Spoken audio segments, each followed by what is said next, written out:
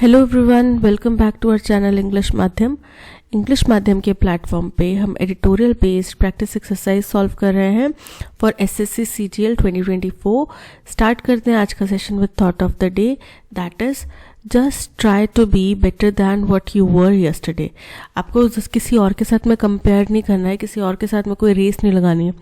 जो आप कल थे ना, आपको बस उससे बेहतर होने का प्रयास करना है आज में। और अगर आपने अपनी लाइफ में ये मंत्रा फॉलो कर लिया तो आप बहुत जल्द बहुत ही ज़्यादा कामयाब इंसान होंगे। जो सक्सेस आप अभी तक सिर्फ सपनों में देख रहे थे ना, वो आपके कदम चूमेगी। ठीक है, तो दैट मीन्स आपको बेटर होना है खुद से। बिकॉज कोई आपका क्लासमेट है जो शुरू से टॉपर रहा है, जो 99% मार्क्स लाता रहा है, तो उसको लाइफ में जो स्ट्रगल है, सपोज करो कि कोई चीज़ आपको याद करने में 5 टाइम्स पढ़ना पड़ रहा है, उस व्यक्ति को हो सकता है एक बार पढ़ के याद हो जाए। और हो सकता है कि कोई ऐसा बच्चा भी हो जिसको 10 बार पढ़ने पर भी याद ना हो, है ना। तो हर एक का कैपेसिटी अलग है, हर एक का दिमाग अलग है, हर एक की ज़रूरत अलग है। ठीक है, और उनको सक्सेस को हासिल करने के लिए जो रिक्वायरमेंट है, क्वालिफिकेशन है, वो अलग है। तो आपको किसी और से कम्पीट नहीं करना, आपको खुद से बेहतर होने का प्रयास करना है। ओके, इसी बात को ध्यान में रखते हुए स्टार्ट करते हैं आज का reading comprehension and practice exercise for SSC CGL 2024। The rising tide of ethno-nationalist politics in Europe is worrying. Ethno nationalist मतलब जो रिलीजियस के बेस पे, जाति के बेस पे जो राष्ट्रवादी लोग होते हैं ना, उनका तो बोल रहा है कि जो एकदम राइज हो रहा है, राइज आ रहा है, अपसर्ज आ रहा है, वेव आ रही है किसकी, जातीय राष्ट्रवादी लोगों की पॉलिटिक्स में। कहाँ की पॉलिटिक्स में? यूरोप की पॉलिटिक्स में। वो एक चिंता का विषय है। क्यों? क्योंकि जातीय जो राष्ट्रवादी लोग हैं वो या तो धर्म के नाम पे, या जाति के नाम पे, या किसी भी कास्ट, क्रीड, कलर के नाम पे अलगाव रखना चाहते हैं, अलग थलग रखना चाहते हैं, जिनको बोलते हैं ना चरमपंथी जो होते हैं वो। The victory of Geert Wilders, a far right anti Islam populist, बोल रहे हैं जो अभी जीत हुई है। गियर्ट विल्डर्स एक व्यक्ति हैं जो कि बिल्कुल बहुत ही ज़्यादा दक्षिण, जो राइट विंग एक्टिविस्ट होते हैं ना, वो बिल्कुल ही राइट विंग के हैं। ठीक है, और एंटी इस्लाम पॉपुलिस्ट है, यानी कि पॉपुलिस्ट मतलब जो जनता में ज़्यादा प्रचलित है, फेमस है, वो इसलिए कि वो एंटी इस्लाम मतलब वो इस्लाम के खिलाफ है। इन the parliamentary elections has put the Netherlands, और ये विक्ट्री इनकी कहाँ हुई है? पार्लियामेंट्री इलेक्शंस में हुई है। और कहाँ के हैं ये? नीदरलैंड्स की। Long seen as one of the most socially liberal countries in Europe at a crossroad. तो अब इनकी जीत के साथ में क्या हुआ है? इन्होंने नीदरलैंड को, जिसको कि यूरोप में सबसे ज़्यादा सामाजिक तौर पे एक लिबरल यानी कि उदारवादी या ब्रॉड माइंडेड कंट्रीज के रूप में देखा जाता था, अब इसको इन्होंने क्रॉस रोड पे ला के खड़ा कर दिया, यानी कि एक बहुत ही निर्णायक मोड़ पे यहाँ की पॉलिटिक्स पहुँच चुकी है। According to the preliminary results, Mr. Wilders Party for Freedom (PVV), अब इनकी पार्टी का नाम क्या है? Party for Freedom (PVV) has emerged as the single largest party with 37 seats in the 150-member lower house। बोल रहे हैं कि इनकी पार्टी 37 सीट्स के साथ में सिंगल सबसे बड़ी पार्टी बनकर सामने आई है। किसमें? लोअर हाउस में, जिसमें 150 मेंबर्स हैं। The labour green कोalition one 25 seats. फिर किसी दूसरी पार्टी का नाम है लेबर ग्रीन, और उनका जो पूरा संघ है, जैसे ग्रुप है ना, जैसे यहाँ पे एनडीए और यूपीए है, तो वैसे ही वहाँ पे लेबर ग्रीन कोalition है, गठबंधन की एक पार्टी है जिसने 25 सीटें जीती हैं। While the incumbent People's Party for Freedom and Democracy (VVD), incumbent मतलब अभी जो सत्ताधारी है, अभी जो पदधारी है, मौजूदा, incumbent मतलब मौजूदा पदधारी जो है, People's Party for Freedom and Democracy (VVD), इनको केवल 24 सीटें मिली हैं। While The PVV is far from the 76 seats needed for a majority। बोल रहे हैं हालांकि PVV सबसे सिंगल लार्जेस्ट पार्टी बनकर आई है, पर मेजॉरिटी के लिए 76 सीट्स चाहिए, जो उनके पास में अभी नहीं है। Its formidable performance, it won 3 more seats than what the VVD won in the last election। Formidable मतलब कि काफ़ी प्रभावशाली, काफ़ी ज़बरदस्त जो इनकी परफॉर्मेंस हुई है, क्यों बोल रहे हैं ज़बरदस्त? अब हम अगर इंडिया के कंपैरिजन में सोचें तो 37 सीट्स मिली हैं, जो मेजॉरिटी के लिए चाहिए इनको 76 सीट्स चाहिए, उसमें से केवल इनके पास 37 सीट्स आई हैं, ठीक है।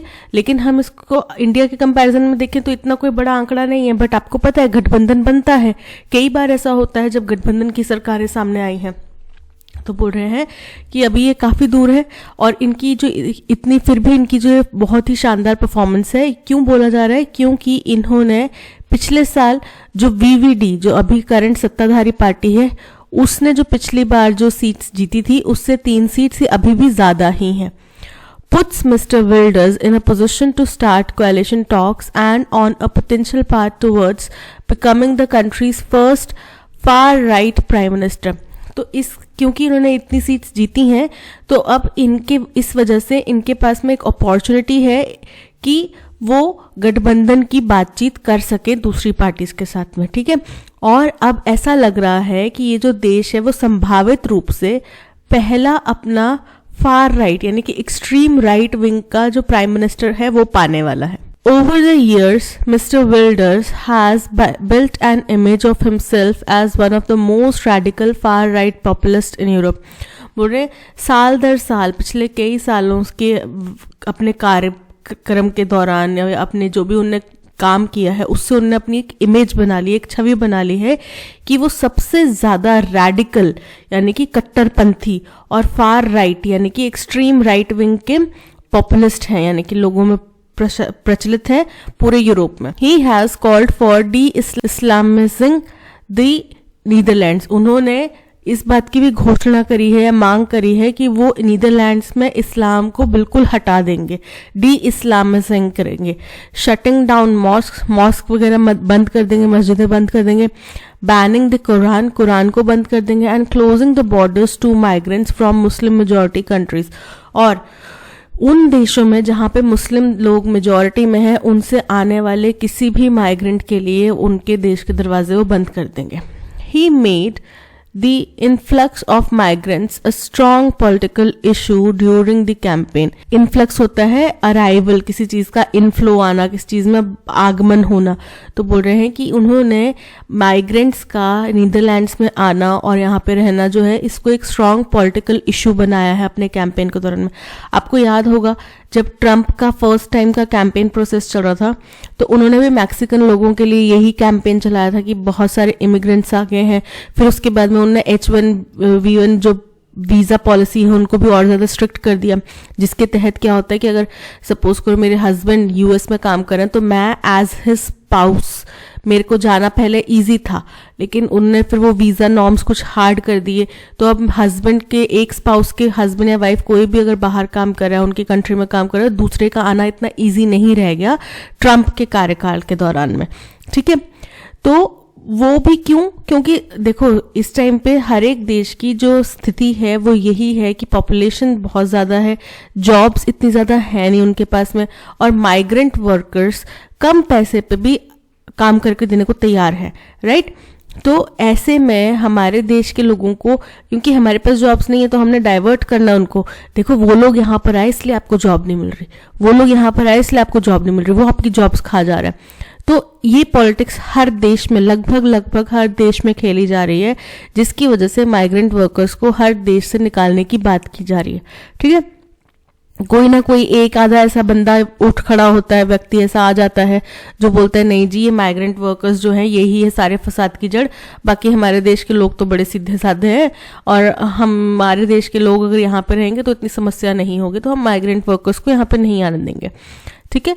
तो वो उन्होंने बहुत ज़्यादा प्रसिद्धि पाई है, उन्होंने पूरे कैंपेन का एजेंडा ही यही रखा है, which appears to have helped him deal the greatest blow to political establishment, जिसकी वजह से काफ़ी उनकी मदद हुई है और जो उनके पॉलिटिकल एस्टेब्लिशमेंट्स जो भी थी अपोजिशन की उनको काफ़ी झटका लगा। ब्लो मतलब उनको काफ़ी नुकसान पहुंचा जो अपोजिशन थे ना उनको। The PVV's victory is neither surprising nor isolated।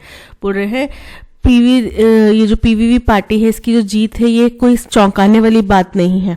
और ना ही कोई कुछ ऐसा अलग थलग कुछ हो गया है। Mister Wilders, a member of the House of representative since 1998, split from the conservative VVD in 2004 to form the PVV. बोल रहे हैं ये जो मिस्टर विल्डर हैं ये 1998 से हाउस ऑफ रिप्रेजेंटेटिव्स का सदस्य है। जो हमारी बीजेपी पार्टी है उसमें सुषमा स्वराज थी जो हमेशा उसका सदस्य रहती थी राज्यसभा का। तो ये एक ऐसे सदस्य हैं जो 1998 से हाउस ऑफ रिप्रेजेंटेटिव्स का हिस्सा रहे हैं, उसका मेंबर रहे हैं। और ये वीवीडी से 2004 में, मतलब ये इससे पहले वीवीडी का ही हिस्सा थे और 2004 में इन्होंने वीवीडी से अलग होकर अपनी पार्टी बनाई थी पीवीवी। Since then, he has been pushing his brand of populism in Dutch politics. तब से लेके अब तक वो अपना जो ब्रांड है पॉपुलिज्म का, यानी कि पॉलिटिकल आइडियाज और एक्टिविटीज जो कि लोगों का सपोर्ट हासिल करने के लिए बनाई गई हों, वैसे पॉपुलिज्म की जो ब्रांड है उसको पूरी डच पॉलिटिक्स में फैला रहे हैं। In the past, the VVD, led by outgoing Prime Minister Mark Rutte, avoided tying up with the PVV because of the latter's controversial views. बोल रहे हैं कि इससे पहले क्या हुआ है कि वीवीडी के जो आउटगोइंग अभी जो पदधारी हैं और जो सत्ता से बाहर हुए प्राइम मिनिस्टर मार्क रूटे, उन्होंने हमेशा अवॉइड करा, वो बचते रहे कि पीवीवी के साथ में वो कोई भी गठजोड़ नहीं बनाएंगे, क्योंकि पीवीवी के एक बहुत कंट्रोवर्शियल विचारधारा थी जिससे वो शायद ताल्लुक नहीं रखते होंगे या जिसके वो हित में नहीं होंगे।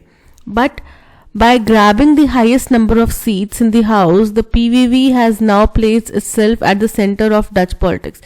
लेकिन अब क्योंकि पीवीवी के पास में सबसे ज्यादा नंबर ऑफ सीट्स हैं इस वक्त में, तो वो अभी इस वक्त डच पॉलिटिक्स का एकदम केंद्र बन चुके हैं। ठीक है, अब सारी पार्टीज यही सोच रहे हैं कि क्या उनके साथ जाएं, क्या उनके अगेंस्ट में हो जाए, क्या करें, बिकॉज उनके पास में फुल मेजोरिटी तो है नहीं, गठबंधन तो उनको किसी ना किसी के साथ में करना पड़ेगा। It is not certain whether Mr. Wilders will be able to put together a governing coalition. बोल रहे हैं अभी ये क्लियर नहीं है, साफ नहीं है, स्पष्ट नहीं है कि क्या मिस्टर विल्डर इस तरीके का गठबंधन बना पाएंगे जो प्रशासन कर पाए, जो रूल कर पाए। But even if he is kept out of power, the leader of the largest party in parliament cannot be ignored.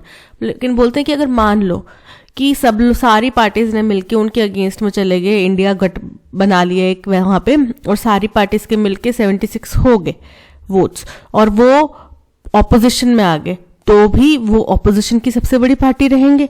तो ऐसी पार्टी को आप पार्लियामेंट में अपनी में इग्नोर तो नहीं कर सकते, और खास तौर पे उस पार्टी के लीडर को तो आप बिल्कुल इग्नोर नहीं कर सकते, right. His rise is in line with the rise of far-right parties and populists across Europe. बोल रहे हैं ये जो जीते हैं इस वक्त पे, इनका जो राइज हो रहा है वो बिल्कुल इस वक्त मेल खाता है, क्योंकि बाकी के जो यूरोप के बाकी कंट्रीज हैं वहां पे भी इस वक्त फार राइट की, एक्सट्रीम राइट की जो पार्टीज हैं और वही प्रचलन में आ रही हैं, जो पॉपुलिस्ट विचारधारा है वही प्रचलन में आ रही है। In France, Marine Le Pen finished a close second in the 2022 presidential election. अब अगर फ्रांस की बात करें तो वहां पे जो फार राइट पार्टी है उसके एक पदाधिकारी मरीन ले पेन जो है वो सेकंड पोजीशन पर आए, यानी कि ऑपोजिशन बन गए, वो सबसे बड़ी ऑपोजिशन की पार्टी बन गई। 2022 के जो प्रेसिडेंशियल इलेक्शन हुए उसमें वो सेकंड नंबर पर आए। In Italy, a party with neo-fascist origins is in power. अगर हम इटली की बात करें तो एक ऐसी पार्टी जो फासिज्म की विचारधारा से ताल्लुक रखती है वो सत्ता में है इस वक्त। In Germany, the AfD, which has neo-Nazi root, और जर्मनी में एक ऐसी पार्टी जिसका नाजी जो थे हिटलर और उनकी जो नाजी पार्टी थी उससे ताल्लुक है, is the second most popular party. वो जर्मनी में इस वक्त दूसरी सबसे ज्यादा प्रसिद्ध पार्टी है। This should be a wake up call for the establishment parties in the West. तो बोल रहे हैं कि ये एक चेतावनी होनी चाहिए कि जो वेस्ट की जो एस्टैब्लिशमेंट्स है, पार्टीज हैं, उनके लिए एक वेकअप कॉल होना चाहिए। The far right is using the immigration and the cost of living crisis to mobilize the public under its exclusive ethno-nationalist brands of politics. बोल रहे हैं जो एकदम राइट विंग के, एक्सट्रीम राइट के जो पार्टीज हैं या लोग हैं, वो इमिग्रेशन या बढ़ती हुई महंगाई, इन सब चीजों को मुद्दा बना रहे हैं, इन सब चीजों के अपने कैंपेन्स का हिस्सा बना रहे हैं और पब्लिक के अंदर अपना जो है एक मत स्थापित कर पा रहे हैं, उनके अंदर में ज्यादा अच्छे से वो प्रेरित कर पा रहे हैं। While the political center is struggling to hold, और जो दूसरी पार्टीज हैं वो अपनी होल्ड इतनी मजबूती से बना नहीं पा रही। Establishment parties should have a clear economic agenda and political visions. तो जो एस्टैब्लिश्ड पार्टीज हैं उनके पास में एक क्लियर इकोनॉमिक एजेंडा होना चाहिए। इकोनॉमिक एजेंडा मतलब कि हाँ, हम लोगों को फाइनेंसेस जो उनके प्रॉब्लम आ रही है उसको कैसे डील करेंगे, क्या करेंगे, पूरा एक प्रॉपर एजेंडा होना चाहिए, पॉलिटिकल विजन होना चाहिए to arrest the rising tide of far right politics, ताकि वो रोक सकें ये जो बढ़ता हुआ एक्सट्रीम राइट विंग पॉलिटिक्स का जो दबदबा बढ़ रहा है ना, उसको रोक पाए with Eeco Europe's dangerous and not so distant past, जो कि अगर ये फार राइट विंग के जो लोग हैं ये सत्ता में आ जाते हैं तो यूरोप का जो एक बहुत ही खतरनाक और बहुत ही कुछ ज्यादा समय नहीं हुआ ऐसे इतिहास को, वो इतिहास को दोबारा ये दोहरा सकते हैं। ठीक है, ये था पैसेज। आई होप आपको समझ में आ गया होगा। बेसिकली नीदरलैंड्स में एक दूसरी पार्टी जो कि बहुत ज़्यादा एक्सट्रीम राइट विंग पार्टी है, बहुत एक्सट्रीमिस्ट उनकी विचारधारा है, वो सत्ता में आने के करीब है और उसके तर्ज पर उन्होंने कंपेयर करा है कि बाकी यूरोपीय देशों का भी सेम ही हाल है और ये पार्टीज क्यों सत्ता में आ पा रही हैं, क्यों लोगों के अंदर इतनी प्रसिद्ध हो रही हैं, क्योंकि ये पार्टीज जनता से जुड़े हुए मुद्दे उठा रही हैं। सिलेंडर आपने इतना महंगा कर दिया, हम सिलेंडर लेकर धरने पे बैठ जाएंगे, बट यू नेवर नो कि बाद में वो सिलेंडर के लिए आपको कैसे कैसे प्रेरित करेंगे कि आप खुद ही अपनी सब्सिडी छोड़ दो और फिर सिलेंडर हो जाएगा 1100 रुपये 1200 रुपये लीटर का एक सिलेंडर, और फिर इलेक्शन के पास में 400 रुपये कम करके इलेक्शन के बाद में 1000 रुपये बढ़ाने का भी प्लान हो सकता है। तो आपको अपनी सूझबूझ का इस्तेमाल करना है ये समझने के लिए कि क्या आपके लिए सही है, क्या गलत है। ठीक है, Based on the passage, what can be inferred about the impact of Geert Wilders' victory in the parliamentary elections on the political landscape of Netherlands? बोल रहे हैं पैसेज के अनुसार हम क्या बात समझ सकते हैं कि क्या प्रभाव रहा गेर्ट विल्डर की विक्ट्री का, जो पार्लियामेंट्री इलेक्शन में उनकी विक्ट्री हुई है उसमें नीदरलैंड्स के पॉलिटिकल लैंडस्केप के ऊपर, पॉलिटिकल जो वहाँ का समावेश है, परिवेश है, उसके ऊपर क्या प्रभाव पड़ेगा। It indicates a swift towards more socially liberal policies in the Netherlands। तो भाई एक्सट्रीमिस्ट हैं तो सोशली लिबरल तो हो नहीं सकती। दूसरी चीज उन्होंने तो क्लियर कट बोला है कि भाई हम यहाँ पे इस्लाम नहीं चाहते, हम कुरान को बैन कर देंगे, हम मॉस्क को बैन कर देंगे, ये सब चीजें बैन कर देंगे। तो सोशली लिबरल कैसे हुआ, तो ये इनकरेक्ट हो गया। It suggests a significant change in Netherlands' attitude towards multiculturalism and immigration। बोल रहे हैं इससे हमें साफ तौर पे पता चल रहा है कि नीदरलैंड का जो विचार था मल्टीकल्चरलिज्म और इमिग्रेशन के प्रति, उसमें चेंज आया है, बदलाव आया है, जो कि बिल्कुल सही है। कि उन्होंने बोला कि भाई ये ऐसा देश था जो बहुत ज़्यादा सेक्युलर था और बहुत ज़्यादा सोशली वेलकमिंग था, और अब यहाँ पे भी अगर ऐसी पार्टी जीत कर आ रही है दैट मीन्स वहाँ के लोगों की विचारधारा जो है वो चेंज हुई है इस बारे में। ठीक है, so option B is correct. According to the passage, how many seats did Geert Wilders Party for Freedom PVV win in the parliamentary elections? तो उनको 37 सीट्स मिली थी, so option A is correct. या आप जाके बाकी में पैसेज में दोबारा देख भी सकते हैं, पहले PDF डाउनलोड कर लेना, उसके बाद में इसको साथ में रख के समझना। ठीक है, What is the tone of the passage discussing Geert Wilders win in the Netherlands? बोल रहे हैं कि गेर्ट विल्डर्स जो जीते हैं नीदरलैंड्स में उसके प्रति टोन कैसी है पैसेज की। तो ऑप्टिमिस्टिक पॉजिटिव तो नहीं है, न्यूट्रल भी नहीं है, उनकी कोई फर्क नहीं। ठीक है, जो जीती अच्छी बात है, उनके पॉजिटिव बता दिए, दूसरे के पॉजिटिव नेगेटिव दोनों बता दिए, ऐसा तो नहीं है। क्रिटिकल है। उन्होंने बोला कि हमें बहुत ज़्यादा सोचने की ज़रूरत है, जो इस्टेब्लिशमेंट पार्टीज हैं उनको बहुत ज़्यादा सतर्क रहने की ज़रूरत है, उनके लिए एक वार्निंग है। अगर इस तरीके की पार्टीज जीत कर आ रही हैं यूरोप में, तो इस्टेब्लिशमेंट पार्टीज के लिए ये वार्निंग है कि वो किस तरीके से जनता को अपने प्रति प्रेरित रख पाए। ठीक है, so option C critical is correct. What is the main theme of the passage discussing Geertwilders win in Netherlands? बोल रहे हैं मेन थीम क्या है? इकोनॉमिक डेवलपमेंट नहीं है, टेक्नोलॉजिकल एडवांसमेंट ये भी नहीं है, rise of far right populism in Europe, option C is correct. According to the passage, what is the primary factor that has contributed to the rise of Geertwilders and the PVV in Dutch politics? बोल रहे हैं क्या primary factor है जिसकी वजह से Geertwilders का जो राइज हुआ है और पीवीवी पार्टी जो है डच पॉलिटिक्स में वो उभर कर आई है। देयर प्रोग्रेसिव इकोनॉमिक पॉलिसीज की तो उन्होंने बात भी नहीं करी। उन्होंने तो सारा का सारा दोष जो है वो इमिग्रेंट्स के ऊपर डाल दिया। उन्होंने सारा का सारा जोर जो है वो सत्ताधारी पार्टी ने किस तरीके से कॉस्ट ऑफ लिविंग बढ़ा दी है इसके ऊपर डाल दिया। The shift in public opinion towards immigration and cost of living issues, option B is correct. Arrange the following events in the order they are mentioned in the passage regarding the political career of Geertwilders. तो Geertwilders का जो political career रहा उसके बारे में passage में किस sequence में बात कही गई है। Forming PVV party after leaving VVD, तो ये तो बाद की बात हुई ना, बाद में उन्होंने किया। PVV winning the highest number of seats in the house, ये भी जब उन्होंने PVV पार्टी बनाई उसके बाद में ही हुआ ना। Serving as a member of house of representative since 1998, ये फर्स्ट हो जाएगा कि वो 1998 से हाउस ऑफ रिप्रेजेंटेटिव का हिस्सा है। The possibility of him forming a governing कोalition remain uncertain, ये तो सबसे लास्ट में आएगा क्योंकि अभी इसके ऊपर अनिश्चितता है, अभी बनी नहीं है। फिर उसके बाद में क्या हुआ, 1998 से वो इसका हिस्सा थे हाउस, फिर उसके बाद में उनने वीवीडी पार्टी से अलग होकर अपनी पीवीवी पार्टी बना दी, हो गया सेकंड पॉइंट। फिर पीवीवी पार्टी जो है हाईएस्ट नंबर ऑफ सीट्स के साथ में इस इलेक्शन में जीत गई, हो गया थर्ड पॉइंट।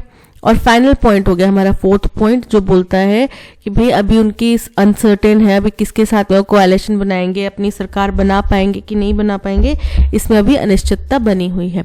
तो अरेंजमेंट बन रहा है 3-1-2-4, 3-1-2-4, 3-1-2-4, option A is correct. For okay, parajumble का क्वेश्चन है। एज पर 2 seminal studies pertaining to Delhi, बोल रहे हैं दो एक बहुत ही महत्वपूर्ण स्टडीज हुई हैं दिल्ली के बारे में।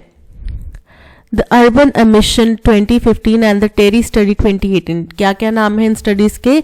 अर्बन एमिशन 2015 और टेरी स्टडी 2018 में हुई थी। जो a significant contributor to urban smog is PM 2.5 and PM 10 pollution, जो बोल रहे हैं कि जो अर्बन स्मॉग हो रही है, शहरी इलाकों में जो स्मॉग की समस्या हम फेस कर रहे हैं, उसका जो बहुत ही प्रमुख कॉन्ट्रीब्यूटर है वो है PM 2.5 और PM 10 pollution, which is caused by transport and construction sector, जो कि ट्रांसपोर्ट और कंस्ट्रक्शन सेक्टर की वजह से हो रहा है।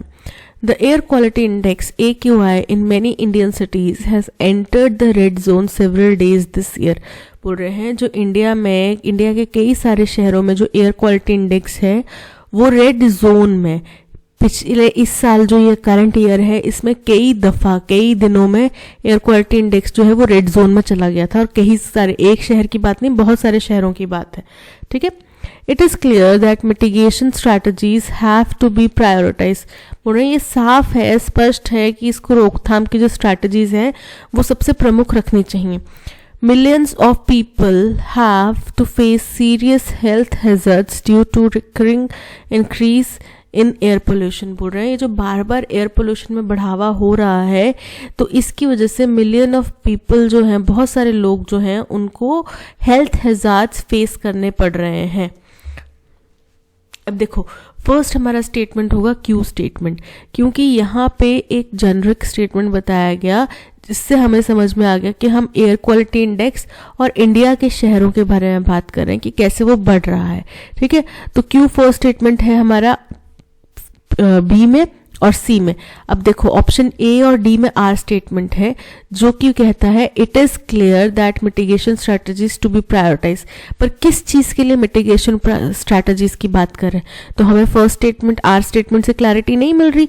वो एक इंडिपेंडेंट स्टेटमेंट नहीं है, वो किसी और स्टेटमेंट के ऊपर डिपेंडेंट है जिसमें पहले बताया होगा कुछ कॉज के बारे में जिसको रोकने की बात की जा रही है स्टेटमेंट में। तो ऑप्शन ए जो है और ऑप्शन डी जो है हमारा फर्स्ट स्टेटमेंट नहीं हो सकता। ठीक है, अब सबसे पहले आ गया एयर क्वालिटी इंडेक्स का। अब इस एयर क्वालिटी इंडेक्स के रेड जोन में जाने से क्या हो रहा है कि बहुत सारे लोगों को बहुत सीरियस हेल्थ हैजर्ड्स का सामना करना पड़ रहा है क्योंकि बार बार एयर पोल्यूशन जो है वो बढ़ रहा है। ये हो गया सेकेंड पार्ट। थर्ड पार्ट आ जाएगा आर, जहाँ पे कि ये साफ है कि हमें रोकथाम की स्ट्रैटेजीज को है वो प्रमुखता से अपनाना पड़ेगा। ये हो गया थर्ड पॉइंट। और फाइनल पॉइंट हो गया कि जो 2 सेमिनल स्टडीज, बहुत इंपॉर्टेंट महत्वपूर्ण स्टडीज हुई हैं दिल्ली के बारे में, और उनकी स्टडीज के बारे में बताया कि ये जो पोल्यूशन है मुख्य तौर पर ट्रांसपोर्ट और कंस्ट्रक्शन सेक्टर की वजह से हो रहा है। ये हो गया फोर्थ पॉइंट। अब पता है कई सारे बच्चे, कई सारे लोग, बच्चे नहीं लोग ये बोलते हैं कि अगर हम नॉन रिन्यूएबल एनर्जी रिसोर्सेज को छोड़ के, अगर जैसे टेस्ला व्हीकल्स हो गए या फिर इलेक्ट्रिक व्हीकल्स हो गए, उनके ऊपर स्विच कर जाएंगे तो पोल्यूशन नहीं होगा। बट आपको पता है कि जो गाड़ियां सड़क पे चलती हैं तो उनके जब टायर्स हैं वो जब सड़क से, रोड से के साथ में कांटेक्ट में आते हैं तो जो घर्षण होता है उसकी वजह से भी बहुत ज़्यादा पोल्यूशन फैलता है। कार्बन डाइऑक्साइड बहुत ज़्यादा प्रोड्यूस होती है। और वो जो टायर्स हैं वो तो टेस्ला में भी रहेंगे, वो तो किसी इलेक्ट्रिक व्हीकल में भी रहेंगे, तो वो पोल्यूशन कम नहीं हो पाएगा। उस पोल्यूशन को कम करने का हमारे को सोल्यूशन ढूंढना ही पड़ेगा जो अभी तक हमें नहीं मिला है। ठीक है, तो हमारा देखो अरेंजमेंट हो रहा है क्यू एस, यहाँ पे QP है, यहाँ पे QS है। Option C is correct. Once home I would keep them safe for my mother. बोल रहे एक बार घर पहुंचने के बाद मैं उनको सेफ रखता था अपनी मम्मी के लिए। अब ये फर्स्ट स्टेटमेंट नहीं हो सकता। क्यों? क्योंकि हमें पता नहीं चल रहा कहाँ से होम, क्या चीज, किस चीज को। देम जहां पे बोल दिया ना, तो देम प्रोनाउन है, कोई नाउन होगा उसके लिए प्रोनाउन यूज किया गया होगा, तो फर्स्ट स्टेटमेंट प्रोनाउन वाला तो हो नहीं सकता, तो ए हमारा फर्स्ट स्टेटमेंट नहीं होगा। My sister would try her best to snatch them again them, तो ये भी फर्स्ट स्टेटमेंट नहीं होगा, यानी कि बी भी हमारा फर्स्ट स्टेटमेंट नहीं है। हमारा आंसर मिल गया हमें ऑप्शन बी, CABD। चलिए देखते हैं कि मेरी बहन बहुत अपना बेस्ट देती थी परफॉर्मेंस, वो बहुत भरपूर कोशिश करती थी मुझसे वो चीज़ें खोजने के लिए, मुझसे वो चीज़ें छीनने के लिए। But I always had secret chocolate hideouts. अब देम यहाँ पे हमें पता चल गया चॉकलेट हाइडआउट्स की बात कर रहा है कि लेकिन मेरे पास हमेशा कोई ना कोई ऐसी जगह होती थी सीक्रेट जहाँ पे मैं उस चॉकलेट्स को छुपा सकता था। Back when I was a child I always brought home from school the chocolates classmates distributed on their birthdays. मैं भी ऐसे करती थी, जो भी चॉकलेट मिलती थी चाहे 1 हो चाहे 2 हो, मैं घर ले जाती थी ताकि मैं अपने भाई के साथ में, छोटे के साथ में शेयर कर सकूं। ठीक है, लेकिन वो बहुत खराब था, वो मेरी सारी चॉकलेट छीन के खा जाता था। जब मैं बहुत बोल रहे हैं कि जब मैं बहुत छोटा बच्चा था तब मैं हमेशा स्कूल में मेरे फ्रेंड्स अपने बर्थडे पे, क्लासमेट्स अपने बर्थडे पे जो भी चॉकलेट्स डिस्ट्रीब्यूट करते थे मैं वो घर लेकर आता था। And when my mother came home after work I would run towards her and hand her over the chocolate. और जैसे ही मेरी मम्मा घर आते थे अपने काम से तो मैं भाग के उनके पास जाता था और उनके हाथ में वो चॉकलेट रखता था। I had been keeping aside for her the whole day, जो कि मैंने उनके लिए पूरे दिन भर से बचा के रखी थी, छुपा के रखी थी।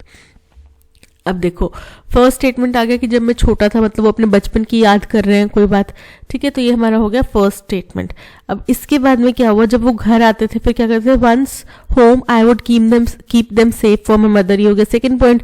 फिर वो छुपाने की कोशिश करता था, बहन छीनने की कोशिश करती थी, ये हो गया थर्ड पॉइंट।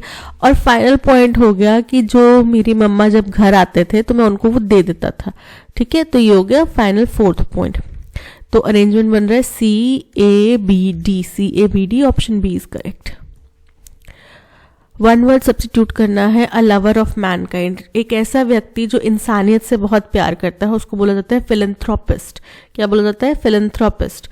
ठीक है, मानवता प्रेमी, फिलैंथ्रोपिस्ट। मिसैंथ्रोप पे मतलब होता है एक ऐसा व्यक्ति जो मानवता से बहुत ही घृणा करता हो। नार्सिसिस्ट वो व्यक्ति जो अपने आप में ही संतुष्ट हो, जो खुद को ही सबसे ज्यादा बेस्ट मानता हो कि मैं ही द बेस्ट हूँ, मैं ही सब कुछ हूँ, मैं ही परमात्मा हूँ, मैं ही हूँ जो हूँ बस। लेक्सिकोग्राफर ये वो व्यक्ति होता है जो डिक्शनरीज वगैरह लिखता है अपनी, so it is called lexicographer. So हमारा option B philanthropist is correct. The integration of cutting-edge technologies into the healthcare industry have the prospect of revolutionizing the way medical professionals provide patient cares। बोल रहे हैं कि जिस तरीके से cutting edge technology जो है हेल्थ केयर इंडस्ट्री में मर्ज की जा रही है, तो उससे क्या हुआ है, हैव द प्रोस्पेक्ट देखो, द इंटीग्रेशन एक सिंगुलर है, वर्ड जो भी है वो सिंगुलर है, ठीक है। तो सिंगुलर जब सब्जेक्ट होता है तो साथ में जो वर्ब होगा वो भी सिंगुलर होगा ना, तो हैव द प्रोस्पेक्ट की बजाय क्या आएगा, हैज द प्रोस्पेक्ट, ठीक है। क्या आएगा, हैज द प्रोस्पेक्ट, कि उसमें ये क्षमता है कि वो रेवोल्यूशनाइज कर सके जिस तरीके से मेडिकल प्रोफेशनल जो है वो पेशेंट्स को केयर करते हैं, उस प्रोसेस को ही वो पूरा रेवोल्यूशनाइज कर देगा। तो were the potential no, have the potential no, has the prospect, option C is correct. The tiger was killed on an unfortunate day by a hostile hunter। अब इसको हमें एक्टिव वॉइस में कन्वर्ट करना है, तो the tiger क्या है, हमारा ऑब्जेक्ट है, क्योंकि ये मारा गया ना, ये किल हुआ, तो द ऑब्जेक्ट बाद में आ जाएगा। हॉस्टाइल हंटर, अ हॉस्टाइल हंटर जो है ये हमारा सब्जेक्ट है, सब्जेक्ट पहले आ जाएगा। और किल्ड पास्ट की घटना है, किल्ड मार दिया गया, सो a hostile hunter killed the tiger on an unfortunate day, ठीक है। a hostile hunter had, was killed है, जबरदस्ती में had लगाने की जरूरत नहीं है। a hostile hunter kills नहीं है, killed है, वो मार चुका है। the tiger is killed by, तो फिर by आ गया, हमें by का यूज ही नहीं करना। a hostile hunter killed the tiger on an unfortunate day, option D is correct. Are you delivering the pizza, अब इसको पैसिव वॉइस में कन्वर्ट करना है, तो पिज्जा देखो एक सिंगुलर है, सिंगुलर वर्ड है, ठीक है। तो इज द, क्यों इज आएगा, क्योंकि पिज्जा सिंगुलर है। इज द पिज्जा, इज अब डिलीवरिंग कंटिन्यूस फॉर्म में है, is being delivered, sorry, is the pizza being delivered by, किसके द्वारा, by you. So has the pizza, past नहीं है, प्रेजेंट की बात है। Were the pizza, again pass नहीं है और वर नहीं आएगा क्योंकि बहुत सारे पिज्जाज नहीं है, एक पिज्जा है। Will you deliver the pizza, ये सिंपल क्वेश्चन पूछा जा रहा है जो कि इनकरेक्ट है। Is the pizza being delivered by you, option D is correct. Are economies and societies as a whole need to become resilient to climate impacts. हमारे जितने भी इकोनॉमीज हैं और जो हमारा समाज है, इसको एकजुट होके बहुत ही रेजिलिएंट होना पड़ेगा, यानी कि मजबूत होना पड़ेगा क्लाइमेट इम्पैक्ट्स के प्रति। यानी कि क्लाइमेट इम्पैक्ट्स को कम करना है तो जैसे हमें अपनी कुछ लग्जरीज त्यागनी पड़ेंगी, एसी त्यागना पड़ेगा, हमें हो सकता है कार त्यागनी पड़े हमें, तो हमें उसके लिए भी दृढ़ निश्चय होना चाहिए। और उसका जो प्रभाव हमारे ऊपर पड़ेगा क्लाइमेट, अगर नहीं हम त्यागते हैं इन सब चीज़ों को, तो क्लाइमेट का जो इम्पैक्ट हमारे ऊपर होगा, हम उसके लिए भी मजबूत होना पड़ेगा, ठीक है। तो हमें रेजिलिएंट का एंटोनिम बताना है। रेजिलिएंट का मतलब होता है मजबूत। इंट्रिकेट का मतलब होता है बहुत कॉम्प्लिकेटेड। लिंट होता है जो कपड़ों के ऊपर नहीं लिंट आ जाता है, छोटा सा, जैसे जो वूल के कपड़े होते हैं, अगर नया कोई स्वेटर बनाया उसको पहन के आप सो जाएं तो वो रेशे इकट्ठे होकर एक गांठ सी बन जाती है जगह जगह पे, फिर वो काले काले से अजीब से लगते हैं, तो वो होता है लिंट। लैप्स मतलब चूक, किसी चीज की कमी, और वीक मतलब कमजोर, तो यहाँ पे option D weak is correct. Parts of a sentence are given below in jumbled order, ठीक है। पैराजम्पल का क्वेश्चन है, between renunciation of the social world. Renunciation मतलब त्याग करना, किसी चीज को छोड़ देना, त्याग कर देना, कि सामाजिक दुनिया को छोड़ देने के बीच में।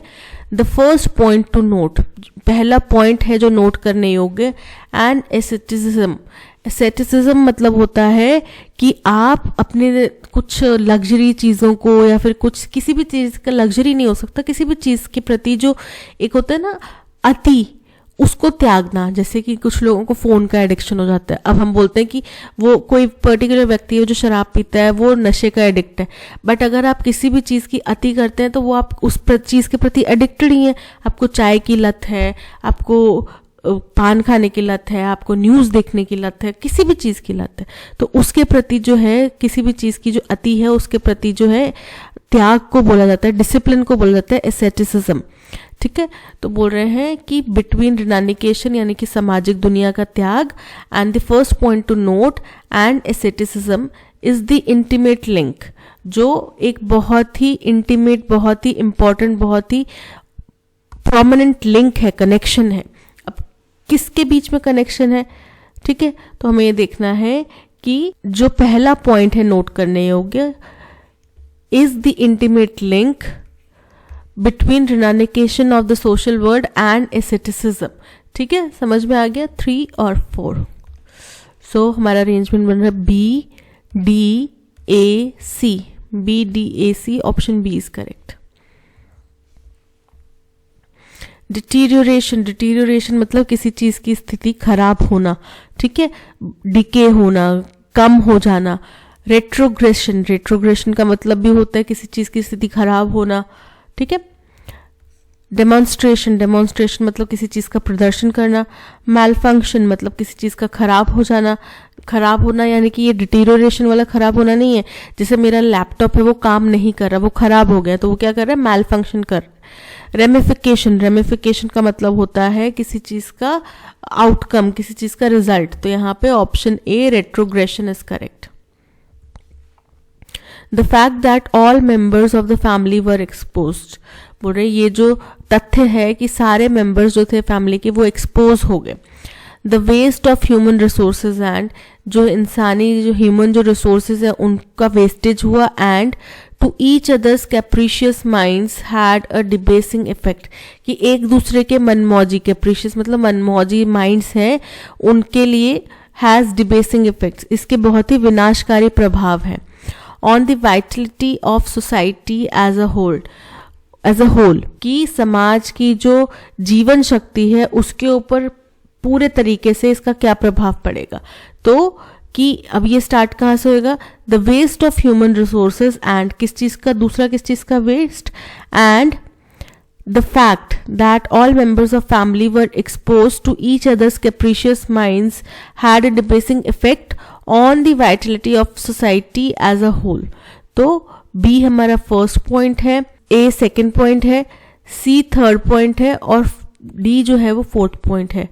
B A C D, B A D C, B A C D, option D is correct. Option D is correct. Laisha should holding a meeting in the Prem auditorium tomorrow evening. अब लाइशा जो व्यक्ति है उन्होंने meeting कल hold करनी है। जब should use होता है तो शुड के साथ में वर्ब की फर्स्ट फॉर्म यूज होती है, ये पता है अपने को। तो फर्स्ट फॉर्म क्या होगी? लाइशा should hold a meeting in the Prem auditorium tomorrow evening. तो शुड होल्डिंग के बजाय क्या आएगा? Should hold. ऑप्शन ए में एरर है।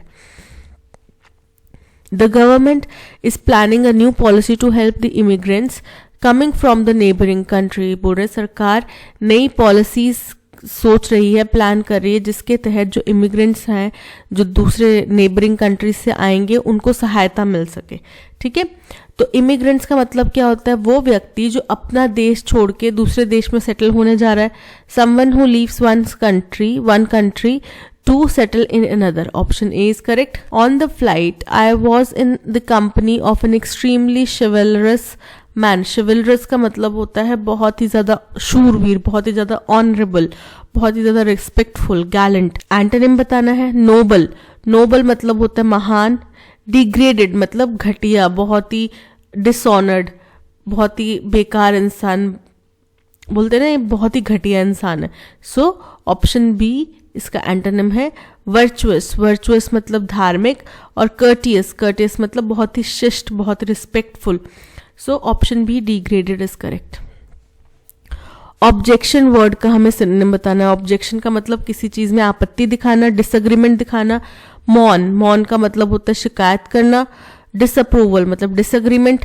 काउंटर मतलब कि विरोध करना, और सैंक्शन मतलब कि किसी चीज की मंजूरी देना। तो यहाँ पे option B disapproval is correct. Today I want to talk to you about a very simple matter. Pune आज मैं आपसे बात करना चाहता हूँ बहुत ही साधारण से मसले के ऊपर, दैट इज सिंपल कॉन्वर्सेशन, जो कि क्या है, नॉर्मल जो आमतौर पे हम बातचीत करते हैं वो। When we learn to speak, जब हम बोलना सीखते हैं, डैश कम वर्ड्स, सबसे पहले क्या आते हैं, शब्द आते हैं, देन फ्रेजेस। अब यहाँ पे फर्स्ट कम वर्ड्स आएगा, क्यों, क्योंकि देन का प्रयोग किया गया। देन का मतलब पहले कोई चीज होगी उसके बाद की बात कर रहे होंगे, तो first come words, then phrases and then scripts. You would agree that the larger the bundle of words we dash we use हो सकता है, the less we have to worry about combining them into sensible dash। बोल रहे हैं कि आप सब ये बात मानेंगे कि हम जितने ज्यादा शब्दों का प्रयोग करेंगे तो उतना ही ज्यादा हमें कम चिंता करना पड़ेगी, उतनी ही कम हमें चिंता करनी पड़ेगी कि क्या वो मीनिंगफुल सेंटेंस या सेंसिबल बात बन रही है। Also the less we have to fret over syntax और डैश, और उतना ही हमें उसके सिंटेक्स क्या होता है, एक फॉर्म, एक पैटर्न जिसमें चीजें लिखी जाती हैं। अब ये यहाँ से लेके यहाँ तक की पूरी लाइन के ये सिंटेक्स है, तो बोल रहे हैं उतना ही हमें कम सोचना पड़ता है उसके सिंटेक्स के बारे में और या फिर किसी चीज के बारे में। Do you think you choose the words, क्या आपको लगता है कि आप शब्दों का चयन करते हैं। Do you pre rehearse every time you go out, क्या आप बाहर जितने बार भी बाहर जाते हैं उससे पहले आप सोच के जाते हैं कि कोई मुझसे ऐसे बोलेगा तो मैं ऐसे बोलूंगा, अगर उसने मेरे से ये क्वेश्चन पूछा तो मैं ये करूंगा। अगर आप ऐसा सोच के जाते हैं, सपोज करो कि आप काफी इंट्रोवर्ट काइंड ऑफ पर्सन है और आपको जरूरत पड़ती है पहले सोचने की चीजें, तो आप सोचो कि कोई सडन घटना हो जाए जिसमें आपको अनरिहर्स्ड कोई चीज भूलनी पड़े, तो क्या आप वहां पे गूंगे बन के खड़े रहेंगे, आप नहीं बोल पाएंगे, है ना। तो ऐसा सोच के देखो। Dash what happens when you walk into a fast food restaurant, तो अगर ऐसा है तो क्या होगा अगर आप एक फास्ट फूड रेस्टोरेंट में जाएंगे। My dear how do you react to those real life situations, बोल रहे तो बड़े सोचने वाली बात है कि आप ऐसे रियल लाइफ सिचुएशंस में कैसे डील करेंगे। तो when we learn to speak dash come words, finally अंततः, hence therefore then मतलब बाद में, first, तो यहाँ पे क्या आएगा, first option D is correct. You would agree that the larger the bundles of words we dash we carry around, ask around मतलब लोगों से पूछना, आसपास में पूछताछ करना। बेल आउट मतलब संकट से बाहर निकालना। लुक आफ्टर देखभाल करना, और कैरी अराउंड यानी कि जितना हमारे पास में शब्दों का संग्रहण होगा, जितना हम शब्दों का संग्रहण अपने साथ लेके चल रहे होंगे उसको बोला जाएगा कैरी अराउंड। सो यहाँ पे option D is correct. Carry around the less we have to worry about combining them into sensible. अब सेंसिबल क्या, एग्जीक्यूशन मतलब होता है किसी चीज को कार्य को संपादन करना। ट्रेट्स मतलब विशेषता। एक्सप्रेशन मतलब उनका क्या मीनिंग बन रहा है, क्या अर्थ बन रहा है। क्रिटिसिज्म मतलब आलोचना। तो यहाँ पे option C expressions is correct, कि उतना ही उनको मीनिंगफुल सेंसिबल एक्सप्रेशंस में कंबाइन करने के लिए हमें कम चिंता करनी पड़ती है। Also the less we have to fret over syntax और डैश, और उतना ही हमें कम सोचना पड़ता है। फ्रेट ओवर मतलब कि परेशान होना, सोच विचार करना, तो उतना ही हमें कम परेशान होना पड़ता है सिंटेक्स। और साथ में क्या होगा, डिक्टेट्स मतलब किसी को बोलना, आप निर्देश दे रहे हो। हाइपरबोल मतलब अतिशयोक्ति। एग्जैजरेशन मतलब अधिकता, जरूरत से ज्यादा बहुतायत दिखाना। ग्रामर रूल्स होते हैं, इंग्लिश में ग्रामर होती है, ठीक है। तो यहाँ पे सिंटेक्स या ग्रामर के बारे में उतनी ही हमें कम चिंता करनी पड़ती है। So option D grammar is correct. Do you pre rehearse every time you go out, क्या आप हर बार बाहर जाने से पहले चीजें सोच के रिहर्स करके जाते हैं। Dash what happens when you walk into a fast food restaurant, अगर हाँ तो कंसिडर करो। सप्लिकेट मतलब कि प्रार्थना करना। ड्रामेटाइज मतलब कि नाटकीय रूपांतरण करना। फॉर्मली डिस्प्ले मतलब कि पहले प्रदर्शित करना। या कंसिडर मतलब कि मानो, विचार करो कि आपको एक फास्ट फूड रेस्टोरेंट में जाना पड़े तो आप कैसे वो स्थिति हैंडल करेंगे। So option D consider is correct. That's all, आज के सेशन में इतना ही। Thank you so much for watching. अगर कंटेंट पसंद आया हो तो लाइक, शेयर और सब्सक्राइब ज़रूर कीजिएगा। PDF और ऑडियो एक्सप्लेनेशन आपको टेलीग्राम चैनल पे मिल जाएगा, जिसका लिंक आपको डिस्क्रिप्शन बॉक्स में दे दिया गया है। इसके अलावा आप प्ले स्टोर से हमारी ऐप भी डाउनलोड कर सकते हैं। ऐप का लिंक भी नीचे दिए डिस्क्रिप्शन बॉक्स में दे दिया गया है। ठीक है, मिलते हैं नेक्स्ट सेशन में। Till then keep learning and keep practising. Bye bye.